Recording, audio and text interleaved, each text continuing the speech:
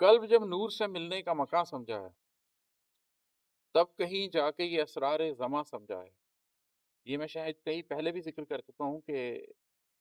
نبی کریم صلی اللہ علیہ وسلم معراج پہ جب اللہ تعالیٰ سے ملے تو دو کمانوں کے درمیان فاصلہ رہ گیا، اور دو کمانوں کے درمیان فاصلہ ایسے نہیں ناپا جائے گا، ایسے ناپا جائے گا۔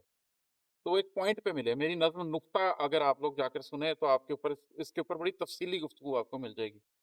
لیکن وہ ایک پوائنٹ ہے جو اسپیس لیس اور ٹائم لیس ہوتا ہے۔ زمان و مکان سے ماورا ایک نقطہ ہوتا ہے، ایک پوائنٹ ہوتا ہے جہاں پر جا کر قلب نور سے ملتا ہے۔ نبی کریم صلی اللہ علیہ وسلم کی سنت پر چلتے ہوئے کہا گیا کہ نماز مومن کی معراج ہے، کیونکہ نماز میں آپ اپنی اوقات کے مطابق وہ نقطہ پا سکتے ہیں، اسی وجہ سے اس کو مومن کی معراج کہا گیا کہ وہ ایک نقطہ جس میں تم زمان و مکان سے ماورا ہو کے اپنے قلب کو اللہ سے کنیکٹ کر سکتے ہو، وہ تمہیں تمہاری حیثیت کے مطابق نماز کے اندر حاصل ہو سکتا ہے۔ میں پھر لوگوں سے یہ کہوں گا کہ جو نقطہ نظم ہے میری، وہ تفصیلاً سن لیجئے،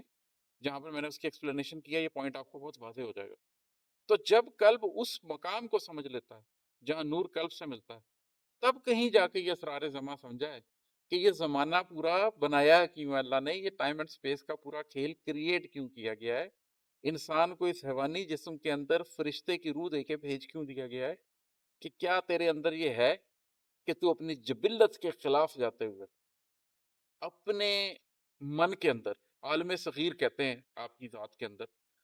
کیا تو اپنی جبلت کے خلاف، اپنی حیوانیت کو کچلتے ہوئے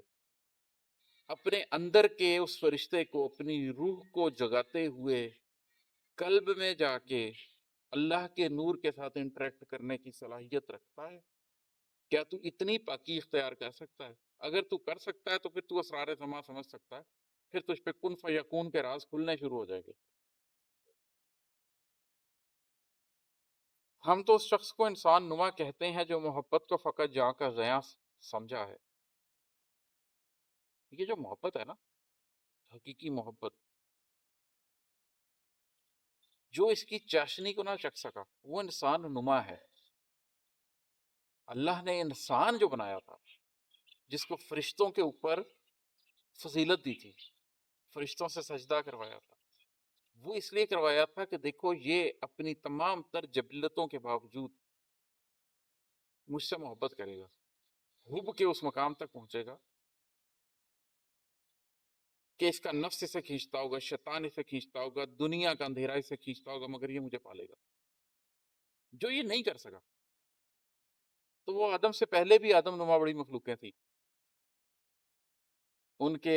آثار ملتے رہتے ہیں کھدائیوں میں، کبھی کہتے ہیں یہ 50,000 سال پرانا ہے، 1,00,000 سال پرانا ہے، 2,00,000 سال پرانا ہے، پھر کہتے ہیں جی ریلیجن تو غلط بتا رہا ہے، یہ انسان تو اتنا پرانا ہے۔ وہ انسان نہیں تھا، اس میں روح ہی نہیں تھی۔ روح آدم علیہ السلام سے سٹارٹ ہوئی ہے، آدم علیہ السلام کی اولاد میں روح آتی رہی ہے، اس سے پیچھے وہ روح نہیں تھے، ان میں روح تھی نہیں، تو اس روح نے نور سے انٹریکٹ کیا کرنا تھا؟ تو ہم تو اس شخص کو انسان نما کہتے ہیں، تم بھی وہی والا ہومو ایرکٹس ہو۔ ہم؟ تم نے ترقی کی نہیں، تم اسی جبلت کا شکار ہو، تم اسی ڈی این اے کو لے کر چل رہے ہو جو تم میں نور بھرا گیا تھا، اس کو تو تم سمجھ ہی نہیں سکے،